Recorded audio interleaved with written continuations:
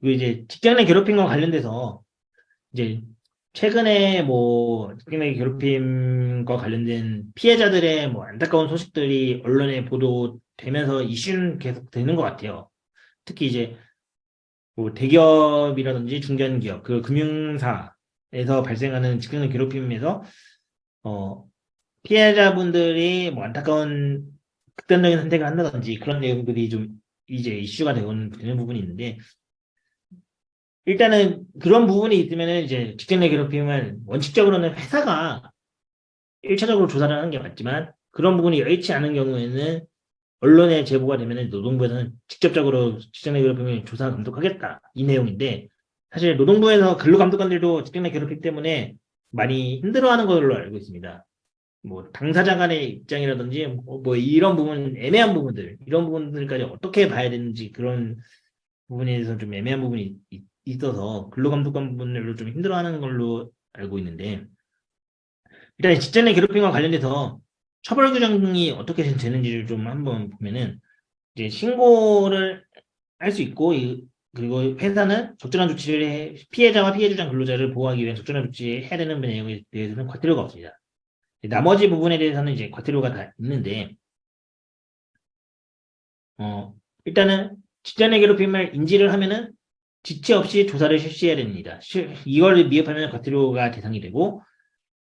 직장 내 괴롭힘 사실이 확인된 때에는 피해 근로자 요청이 했을 때 적절한 조치를 해야 됩니다. 피해 근로자가 분리를 원합니다, 유급휴가를 원합니다라고 하면은 그에 대한 조치를 취해야 되는 것이고,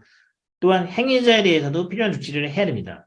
뭐 적정한 수준의 징계라든지 부서 이동이라든지 배치라든지 그런 내용들의 조치가 있어야 되는 것이고, 이 칠한 같은 경우는 이제 조사한 사람,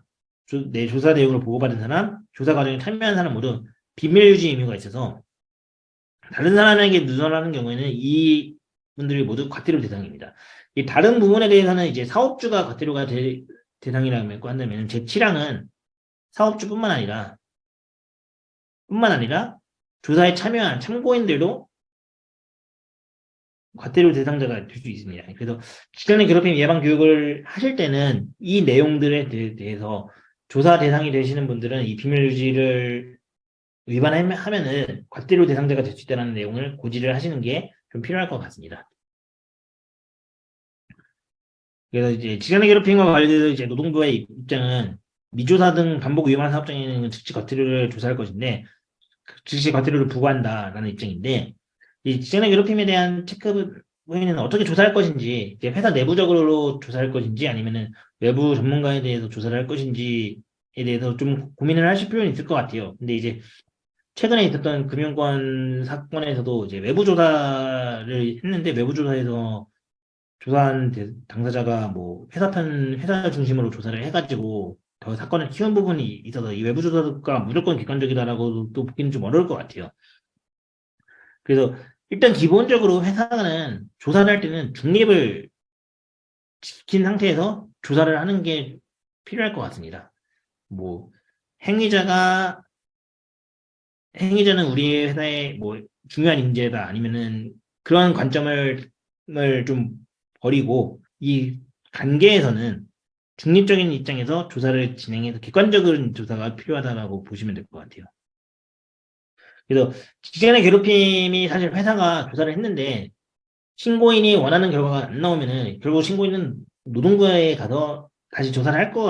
거예요. 근데 노동부에 가서 이제 감독관들이 하는 거는 직접 본인들이 조사를 하기보다는, 만약 대표이사나 뭐 경영진이 직장내 괴롭힘 행위자라면은 노동부에서 직접 조사를 하겠지만, 어 그냥 일반 직원들 간의 괴롭힘 문제면은 감독관이 회사의 조사 자료를 일단 기본적으로 확인을 합니다. 그러면서 회사가 직전에 괴롭힘 발생한 상황에 대해서 적절한 조치를 했는지 여부를 판단하는데, 그럴 때 이제 점검 사항이 이런 부분이 갖춰져 있는지를 좀 볼 수 있을 것 같아요. 회사의 직장 내 괴롭힘을 전담할 수 있는 조직이 있는지, 뭐 물론 이건 사업장 규모에 따라서 다를 수 있겠지만, 꼭 전담 조직이라는 게 이 업무만 한다는 건 아니고, 비상 태스크포스처럼 비상시 구성될 수 있도록 그런 역할을 일시적으로 부여할 수 있는 그런 게 구성되어 있는지 정도를 볼 것 같아요. 그래서 이런 전담 조직은 역할을 이제 괴롭힘을 인지하면은 즉시 상황을 파악을 해야 되고 뭐 행위자 피해자 분리 조치를 해야 되고 조사 진행, 조사자들에 대한 내용 확인 필요, 조사 완료 적절한 조치, 조사 대상자들에 대한 상시 모니터링 이런 전담 조직이 구성되어 있어서 충분한 예방 활동과 사후 조치가 원활하게 이루어지는지 이런 부분이 좀 주요 체크 사항일 것 같고 회사가 예방 활동을 상시적으로 하고 있는지 이 부분도 좀 많이 보일 것 같아요. 예방 활동의 내용으로는 이제 균형진행 균형 방침에 반영되는 것이랑 예방 교육을 진행하는지 이런 부분이 좀 있을 것이고 꼭 신고가 들어와야지만 예방 조치를 하는 게 아니라 신고가 들어오지 않더라도 지속적으로 위험 요인이 있는지 뭐 설문조사를 하면서 진단을 할 수 있겠죠. 설문조사를 하면서 우리 회사의 조직 문화를 진단할 수 있고 직장 내 괴롭힘 사실이 당하고 있는데 회사에 어떻게 처리를 해야 되는지를 모르는 경우가 있을 수 있어요. 그래서 직장 내 괴롭힘 전담 조직이 있다 우리는 그래서 이런 내용들을 뭐 이런 사실이 있으면은 회사에 신고를 해서 도움을 받아라 이런 내용들을 지속적으로 홍보를 했는지 이런 내용들이 있을 것이고 전담 조직에 뭐 회사의 이해관계자들 경영 담당자들만으로 구성되어 있는지 아니면 근로자 측에서도 참여할 수 있는 그런 게 있는지 그런 부분들이 있을 것 같아요. 물론 이거는 규모가 큰 회사에서는 이렇게 운영을 할 수 있겠지만 규모가 작은 회사에서는 전부 다 할 수는 없잖아요. 특히 근로자 참여를 시키는 부분이 다 이해관계자들이 다 들어갈 수 있는 부분들이 있다 보니까 사업적 특성에 맞게 하지만 이런 전담 조직을 어쨌든 조사는 어떻게 진행을 하고 있는지 이런 부분들이 직원들에게 인지될 수 있도록 예방 활동과 조치 활동을 하고 있는지가 좀 주요 사항이라고 보시면 될 것 같습니다.